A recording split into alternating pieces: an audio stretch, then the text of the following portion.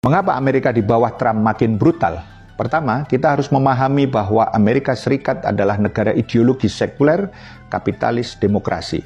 Pemerintahan Amerika ditegakkan atas paham sekulerisme yang memisahkan agama dari kehidupan. Menegakkan demokrasi yang ilusif, di mana pemerintahan dikuasai segelintir oligarki bukan oleh rakyat, dan ekonomi yang kapitalistik yang jahat dan serakah. Cara atau metode untuk menyebarkan dan mempertahankan ideologi kapitalistik ini adalah dengan penjajahan, imperialisme, baik imperialisme lama ataupun imperialisme baru. Yang kedua, pada 5 Desember 2025 yang lalu, Trump sebagai presiden dari Partai Republik mengumumkan ke publik tentang dokumen strategi keamanan nasional Amerika yang baru, terdiri dari 33 halaman. Apakah ada perbedaan antara dokumen ini dengan dokumen sebelumnya, seperti strategi Presiden Joe Biden dan presiden sebelumnya lainnya misalnya? Faktanya, garis besar dalam politik Amerika tidak berbeda antara Partai Republik dan Partai Demokrat, melainkan yang berbeda adalah teknisnya saja atau uslub.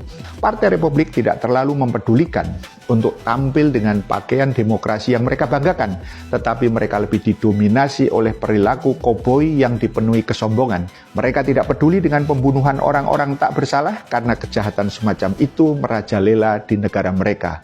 Adapun orang-orang Partai Demokrat, mereka didominasi oleh penipuan dan tampil dengan pakaian demokrasi yang palsu dan meniru cara atau uslub Inggris, menawarkan racun yang disebut dengan gula.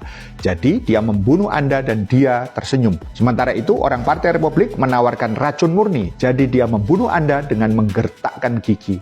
Oleh karena itu, para presiden Demokrat lebih mampu melakukan tipu daya dan meraih kecintaan orang-orang yang terperdaya.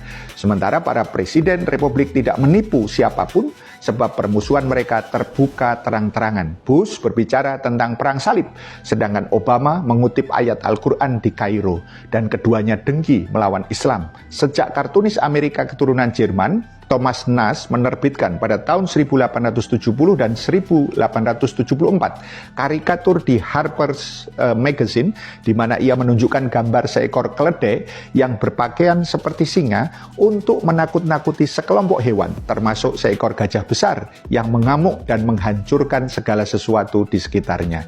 Kemudian keledai menjadi simbol Partai Demokrat dan gajah menjadi simbol Partai Republik, dan kedua simbol ini mencerminkan citra kedua partai tersebut. Setelah ditelaah, maka tulang punggung dan esensi dari dokumen strategi keamanan nasional yang diumumkan oleh presiden-presiden Amerika sejak Perang Dunia Kedua sampai masa Trump tetap konstan dan tidak berubah.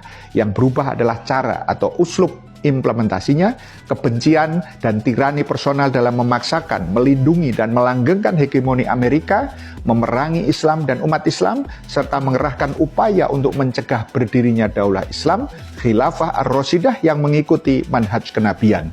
Direktur Intelijen Nasional Amerika Serikat, Tulsi Gabbard, beberapa hari lalu menyebutkan bahwa ideologi Islam ini menjadi ancaman langsung untuk kebebasan kita, sebab pada esensinya merupakan ideologi politik yang berusaha menegakkan khilafah global. Dan saya katakan, mutu bi ghaizikum, matilah kamu karena kemarahanmu itu, dari surat Ali Imran ayat 119. Sungguh umat Islam akan bangkit dan menegakkan negaranya, daulah khilafah ar-Rashidah yang mengikuti manhaj kenabian dengan izin Allah setelah kekuasaan diktator Mulkan Jabriyatan yang sedang kita alami. Paham sampai di sini? Salam melek politik.